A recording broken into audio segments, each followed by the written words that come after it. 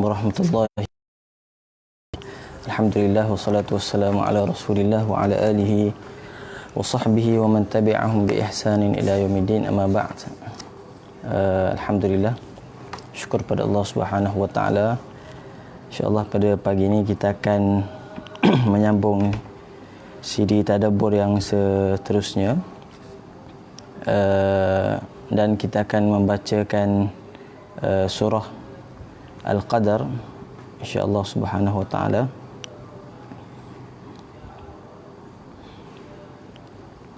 Okey, sebelum kita mulakan, kita start dengan bacaan lah. Okey, silakan.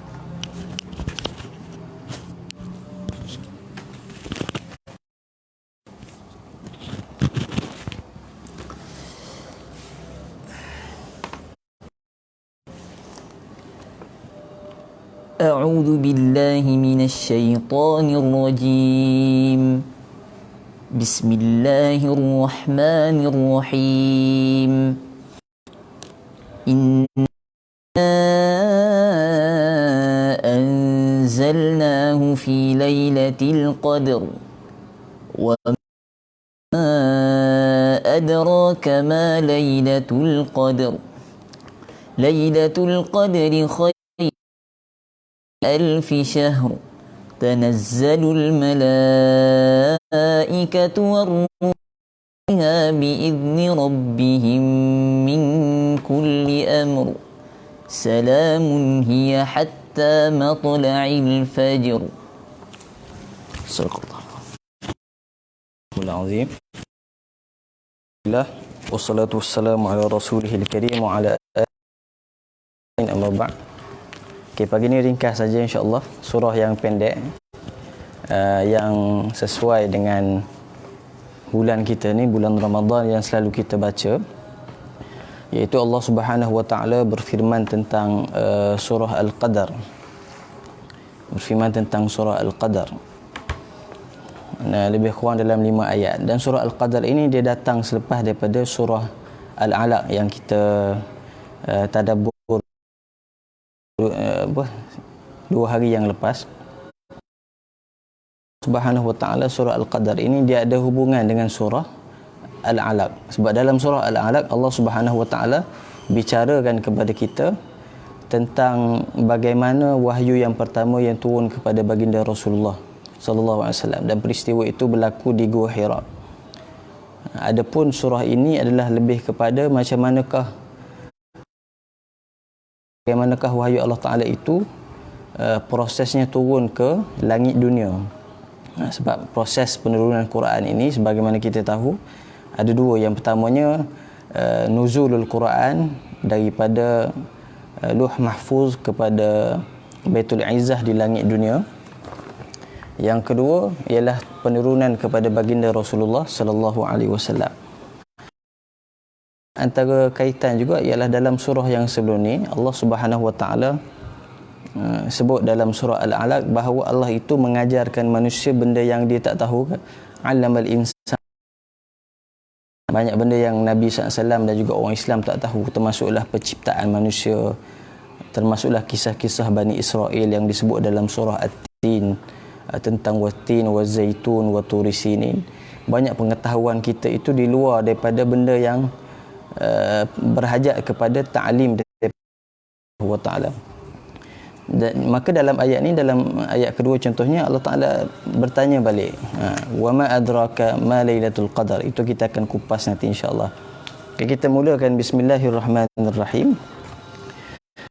Subhanahu wa ta'ala, inna anzalnahu fi lailatul qadar. Inna anzalnahu fi lailatul qadr. Sesungguhnya kami telah menurunkannya pada malam Al-Qadar. Memulakan dengan penegasan bahawa Al-Quran itu kami turunkan pada malam Al-Qadar. Allah Ta'ala menggunakan kami yang menurunkan. Sedangkan kalau kita lihat, yang hanya menurunkan tu Allah Subhanahu wa taala. Mungkin ada sebahagian orang yang memahami daripada ayat ini, maka mereka memesongkan makna dan ta'addud bahawa Tuhan itu ada lebih daripada satu, kerana di sini disebut dengan perkataan kami. Jadi kami di sini bukan dengan makna jamak, bukan merujuk kepada Tuhan, merujuk kepada ta'zim, keagungan Allah Ta'ala, kekuasaan Allah Ta'ala, ketenteraan Allah Subhanahu Wa Ta'ala dalam proses menurunkan wahyu kepada Rasulullah Sallallahu Alaihi Wasallam. Jadi kami itu maksudnya menunjukkan kepada kuasa lah. Biasa kita sebut orang-orang pemerintah yang besar, raja-raja, tak kala berbicara buat ni, maksudnya di bawah perintah dia, tapi pelaksanaan itu melibatkan pelbagai lapisan pihak di kalangan orang-orang dia contohnya. Begitu juga Allah Subhanahu Wa Ta'ala, benda itu adalah penturunan daripada Allah, tetapi melibatkan kekuasaan Allah dan keagungan yang ada pada Allah Subhanahu Wa Ta'ala. Kemudian Allah Ta'ala kata anzalnahu. Hu di situ merujuk kepada Al-Quran. Tuhan tidak sebut nama Quran dalam kat sini. Sebab apa Tuhan tidak tasrih menjelaskan kami menurunkan Al-Quran? Maka jawapannya ialah kerana sebab memang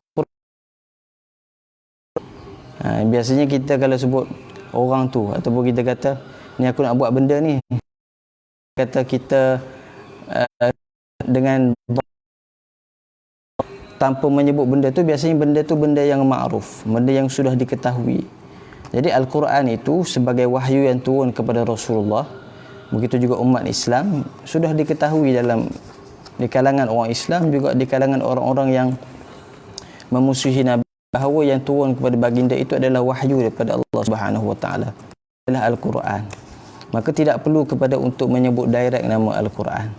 Maka Allah Ta'ala hanya menyebut sesungguhnya kami telah menurunkannya, yakni merujuk. Dan penurunan di sini sebagaimana kita sebut ialah penurunan qadar, ialah penurunan daripada langit dunia, sama'id dunia, yakni Baitul Izzah. Apa beza antara penurunan yang pertama dengan penurunan yang kedua kepada Nabi SAW? Kata yang mana kebanyakan dah tahu ialah Allah Ta'ala di sini menggunakan perkataan, kita lihat Quran menurunkan sesuatu itu sama ada digunakan dengan anzala ataupun digunakan dengan nazzala. Nazzala 'alaikal kitaba bil haqq ataupun anzala. Kata ulama, anzala itu merujukkan kepada penurunan yang bersifat sekaligus, jumlatan wahidah, duf'atan wahidah, sekali sahaja. Adapun nazzala itu boleh jadi penurunan yang berperingkat-peringkat yang berlaku sepanjang 23 tahun kehidupan Rasulullah sallallahu alaihi wasallam.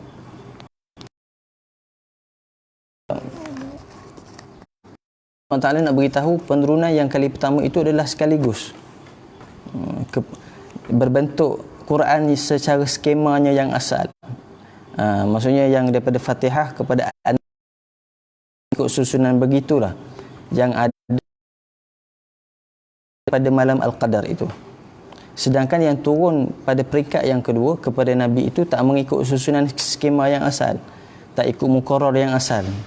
So, yang turun kepada Rasulullah itu yang disebut dengan perkataan nazzala, turun secara berperingkat ala hasab al-waqa'i, by case yang dihadapi oleh Nabi itu sallallahu alaihi wasallam, itu adalah tak mengikut skema tapi mengikut kepada keperluan, mengikut kepada hajat, mengikut kepada kes, mengikut kepada peristiwa yang berlaku dalam hidup Rasulullah yang bersama dengan para sahabat. Apa yang mereka perlukan, apa yang mereka perlukan, dan Allah Subhanahu Wa Ta'ala lebih mengetahui benda tadi. Jadi di sini menggunakan anzalnahu merujuk kepada pada malam Al-Qadar itu adalah bukan kepada Nabi sallallahu alaihi wasallam. Adapun walaupun ada sebagai ulama kata anzalna kat sini adalah merujuk kepada 5 ayat pertama yang turun kepada Muhammad ibn Abdullah Rasulullah pada malam Hira itu. Sebab dia tetapi lebih tepat kita kata ialah dia merujuk kepada penurunan kepada Baitul Izzah, kepada langit dunia. Okey, kemudian kata Allah Ta'ala inna anzalnahu fi lailatul qadar. Anzalnahu fi lailatul qadar. Yang tentang malam Al-Qadar. Ini banyaklah kelebihan malam Al-Qadar. Sebab apa malam ni menjadi mulia? Sebab ni malam jadi mulia. Dalam ayat lain Tuhan kata fi lailatin mubarakah inna kunna munzirin. Allah Taala menamakan malam qadar itu sebagai malam yang mubarakah. Jadi ulama bincang, malam qadar itu berkat kerana Quran ke memang dia sudah berkat sebelum turunnya Quran?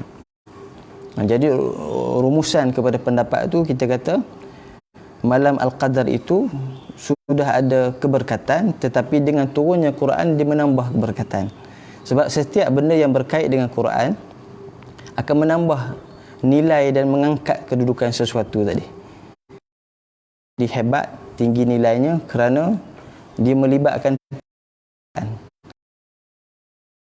Yang hebat dikhususkan namanya, selalu disebut namanya kerana dia yang menjadi perantaraan untuk menurunkan Al-Quran kepada Nabi. Begitu juga manusia wahyu, dada Rasulullah menjadi semulia-mulia insan, manusia yang melibatkan diri mereka dengan Quran. Itu malam yang penuh kemuliaan, tinggi nilainya kerana dia adalah melibatkan proses penurunan Al-Quran tadi. Cuma di sini apa makna qadar? Sebab kita biasa faham qadar ni ialah takdir. Takdir kan. Ada orang kata malam qadar ni boleh ubah takdir. Kita pun tak tahu takdir itu macam mana. Jadi pendapat ni kita boleh lihat qadar ni adalah malam malam kemuliaan. Benar, malam qadar itu adalah malam kemuliaan, juga malam penghargaan Allah Taala. Allah Taala memberikan kelebihan. Antara kelebihan dia akan sebut nanti. Iaitu kelebihan yang semua kita tahulah. Antara juga ulama kata ialah malam Allah Taala menetapkan ukuran sesuatu. Sebab ini dalam bab kepercayaan kita kepada qada dan qadar. Kerana makna qadar itu, salah satu daripada makna qadar ialah kita mempercayai tentang Allah Ta'ala itu meletakkan ukuran dalam sesuatu perkara. Jadi benda tu sudah lama dah. Penciptaan qadar itu sudah lama di sisi Allah. Cuma untuk dibentangkan dan disebut itu, sebagian ulama mengatakan berlaku setahun sekali pada malam Al-Qadar yang berlaku di bulan Ramadan. Okey. Jadi kata Allah Ta'ala syahrul Ramadan alladhi unzila fihi al-Quran. Maka sepakat ulama bulan Qadar itu bulan Ramadan. Cuma bila berlaku tu khilaf panjang. Imam Ibn Hajar Al-Asqalani menukilkan lebih daripada 40 pendapat ulama untuk menisbatkan manakah malam dalam Ramadan itu yang insya-Allah lebih dekat untuk kita sebut sebagai malam Al-Qadar. Bermulalah daripada 1 sehingga 30 Ramadan. Akhir Ramadan.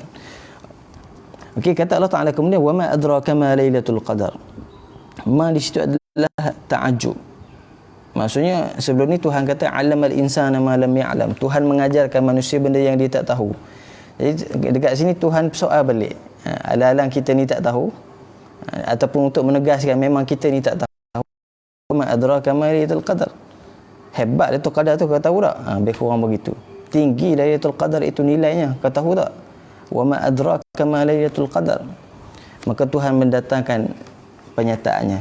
Antaranya Lailatul Qadri khairun min alfi syahr. Ini adalah min fadail, antara fadilat yang diberikan kepada umat Muhammad Rasulullah sallallahu alaihi wasallam. Maksudnya kerana umur kita yang pendek, Allah Taala memberi kelebihan malam qadar itu menyamai ibadat padanya lebih baik daripada 1000 bulan. Kemudian Tuhan kata dalam ayat yang keempat, tanazzalul malaikatu warruhu fiha biizni rabbihim min kulli amr. Malaikat turun padanya, dan Tuhan guna perkataan tanazzala. Oleh kerana orang beriman yang bangkit untuk bermunajat pada Allah pada malam Al-Qadar, dan mereka di kalangan orang yang terpilih, maka Allah Ta'ala memberi izin kepada malaikat untuk turun pada malam Al-Qadar itu. Cuma turun ni kita sebut kadang-kadang guna nazala, kadang-kadang guna anzala, tapi di sini menggunakan tanazzala.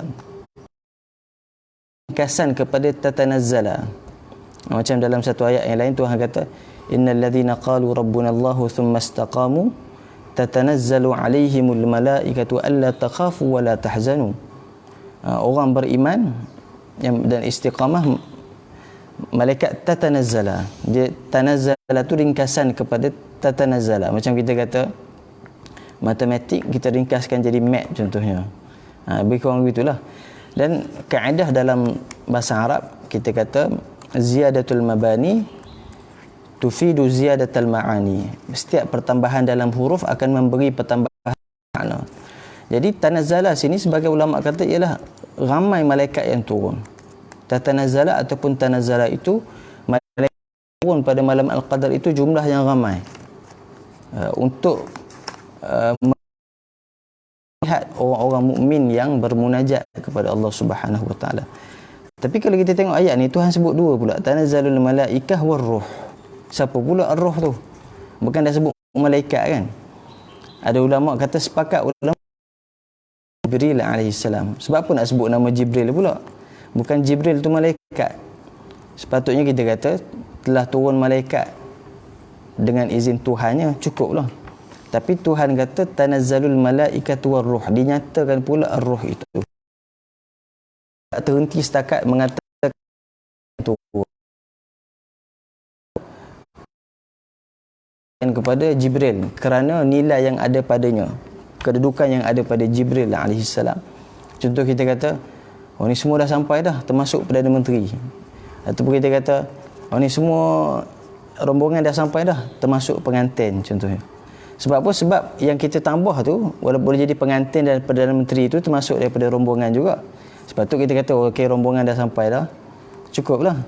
Tapi kita kata termasuk Perdana Menteri, termasuk menteri, termasuklah apa pengantin. Sebab yang kita tambah tu ialah kerana itu orang yang menjadi fokus pada waktu tersebut, ataupun orang yang ada kedudukan tinggi sikit kedudukan dia berbanding orang lain. Maka Tuhan kata tanazzalul malaikatu war ruh, turunnya pada malam itu malaikat kerana kedudukan Jibril tadi. Kerana dia adalah perantaraan yang melibatkan Al-Quran, menurunkan Al-Quran kepada Rasulullah sallallahu alaihi wasallam. Jadi itu min kulli am. Maksudnya ini memang nak jumpa orang-orang beriman ni, tapi hanya boleh jumpa tak kala Allah Subhanahu Wa Taala. Kulli am, min tu boleh jadi dengan makna juga disebabkan perintah daripada Allah Subhanahu Wa Taala, ataupun ada urusan-urusan yang diizinkan oleh Allah. Salamun hiya hatta matla'il fajr. Dan juga sejahteralah pada malam itu sehinggalah waktu fajar. Ini ulama nak beritahu maksud malam Al-Qadar itu malam yang sejahtera. Sebab tu ada orang kita tafsirkan macam mana tu pokok tak bergoyang ke, ataupun cuaca elok sikit. Tafsiran malam itu sejahtera daripada syaitan, sejahtera daripada gangguan, kenangan kepada orang-orang beriman sehinggalah waktu fajar. Malaikat bersama dengan mereka sehinggalah waktu fajar. Jadi ayat ini, dalam surah ini, kalau kita tengok dalam surah sebelum ini, surah Al-Alaq, Allah Ta'ala orang yang mana sekiranya dia mengikuti perintah Iqra, dan dengan perintah Iqra itu mengangkat kedudukan nilainya sebagai orang yang sempurna penciptaan dalam surah At-Tin, khalaqnal insana fi ahsani taqwim. Kemudian belajar ilmu, membaca, mengkaji, memberi perhatian kepada Al-Quran sebagai sumber ilmu. Dalam surah Al-Alaq disebut wasjud waqtarib. Orang yang benar-benar berilmu, dia akan akhirnya sujud kepada Allah Ta'ala, dekat kepada Allah, beribadat kepada Allah. Orang yang berilmu, ilmuwan, ulama, penuntut ilmu yang merealisasikan dirinya sebagai ahsani taqwim dalam surah At-Tin, Allah Ta'ala kata dalam surah Al-Alaq, akhirnya orang ilmu tu dia akan tunduk pada Allah kerana bacaan dia tadi, kajian dia tadi adalah bismillahilladzi khalaq, menyebabkan akhir dalam surah Al-Alaq. Maka bila kita nak sujud tu kemuncak kepada orang yang berilmu, yang puncak dalam sujud itu adalah tak kala dia juga terpilih pada malam Al-Qadar. Maka itu antara hubungan di antara surah Al-Alaq yang mana menyatakan tentang manusia yang sebaik-baik penciptaan menuruti fitrahnya, menggunakan jiwanya yang bersih, alam nashrah laka sadrak, ahsani taqwim, akhirnya wasjud waqtarib. Itulah keadaan orang beriman kerana ilmu yang ada pada dirinya menyebabkan dia tunduk sujud pada Allah Subhanahu wa taala. Dan dalam surah Al-Qadar ini nak memberitahu waktu paling terbaik, yang paling berkualiti, yang dipilih oleh Allah, yang diberikan kelebihan khair, yang turun padanya malaikat termasuk Jibril alaihi salam untuk mendengar rayuan dan munajat orang beriman pada malam Al-Qadar. Itulah waktu sujud yang paling kemuncak sekali. Salamun hiya hatta matla'il fajr. Itulah ringkas surah Al-Qadar ni, ringkas. Ada kesimpulan? Tak ada. Jadi surah Al-Qadar ni ringkas saja, kita pun tadabbur secara ringkas saja. Jadi moga-moga ada nilai lah. Dan antara hikmah Allah Ta'ala tidak menyatakan bila Lailatul Qadar itu secara spesifik. Bahkan Nabi juga tidak hanya memberi isyarat-isyarat, tidak menyebut secara spesifik, ialah untuk orang Islam memanfaatkan setiap malam untuk dia bangkit, untuk dia mencari malam Lailatul Qadar itu. Tidak terhad kepada satu malam saja. Cukuplah kita tahu malam itu ada pada bulan Ramadan. Selebihnya kita mencari untuk mendapatkan kelebihan itu. Moga-moga kita semua dikurniakan oleh Allah Subhanahu wa taala. Maka surah Al-Qadar itu adalah manifestasi kepada kemuncak orang yang memanfaatkan dirinya sebagai ahsani taqwim, yang menuruti fitrahnya, yang kemudian dia belajar Iqra' bismi rabbikal ladzi khalaq, dengan ilmu yang dia ajar, alamal insana ma lam ya'lam, dia tahu sebab Tuhan ada, alamal semua ada pengetahuan itu diajar oleh Allah. Dan orang berilmu dia wasjud waqtarib dalam akhir surah Al-Alaq, dan kemuncak kepada sujud dia itu ialah dalam surah At-Tin. Kerana yang terpilih pada malam untuk kita bersujud itu antaranya adalah malam Al-Qadar, dan mulianya malam Al-Qadar itu kerana malam yang diturun padanya sumber kepada ilmu tadi, iaitu Al-Quran. Jadi sumber kepada peradaban, tamadun, kehidupan masyarakat, hidayah daripada Allah adalah kita membaca Al-Quran. Allahu a'lam wa sallallahu ala sayyidina wa habibina Muhammad wa ala alihi wa sahbihi wa baraka wa salam. Terima kasih kepada sudi yang bersama. Selamat pagi, selamat berehat. Assalamualaikum warahmatullahi wabarakatuh.